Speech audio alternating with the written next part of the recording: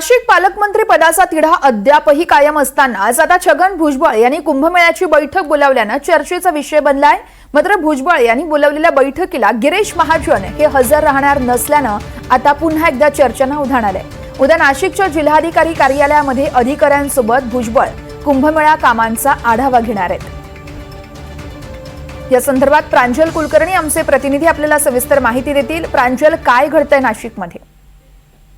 वर्ष आपण जर बघितलं तर अगदी गेल्याच आठवड्यामध्ये 15 ऑगस्ट जे ध्वजारोहण होतं तेव्हा देखील भुजबळांनी नाराजी व्यक्त केली होती की मी नाशिकचा आहे आणि मी गोंदियाला का जायचं असं म्हणत भुजबळ हे ध्वजारोहणासाठी गेले नव्हते। नाशिकला त्यांनी राष्ट्रवादी भवनमध्ये ध्वजारोहण केलेलं होतं। त्यानंतर आपण बघितलं तर नाशिकचं जे ध्वजारोहण होतं ते पुन्हा एकदा गिरीश महाजन यांनीच केलेलं होतं। पालकमंत्री पदाचा तिढा हा कायम आहे। गिरीश महाजनांनी 4 दिवसापूर्वी धुळ्यामध्ये नाशिकचा पालकमंत्री मी होतो असं म्हटलं होतं। त्यानंतर भुजबळांनी देखील राष्ट्रवादीचा दावा हा नाशिकच्या पालकमंत्री पदात कायम आहे, कारण आमचे 7 आमदार आहे असं म्हटलं होतं। त्यामुळे पालकमंत्री पदाचा तिढा हा नाशिकमध्ये कायम असतानाच छगन भुजबळ यांनी उद्या नाशिकमध्ये चक्क सिंहस्थ कुंभमेळ्याच्या आढावा बैठक जी आहे ती बोलावलेली आहे।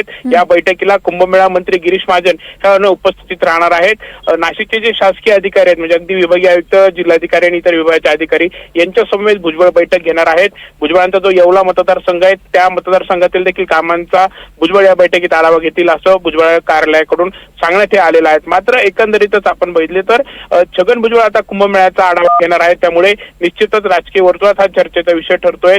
नाशिकच्या पालकमंत्र्यांचा तिढा कायम आहे, तो काही केला सुटत नाहीये। तर दुसरीकडे कुंभमेळा मंत्री गिरीश महाजनांच्या अनुपस्थितीत भुजबळ ही बैठक घेत आहेत। त्यामुळे निश्चितच आता पालकमंत्रीचा जो गुंता आहे तो वाढतच चाललाय असं देखील एकीकडे बघायला मिळत आहे। प्रांजल, धन्यवाद दिलेल्या माहितीसाठी।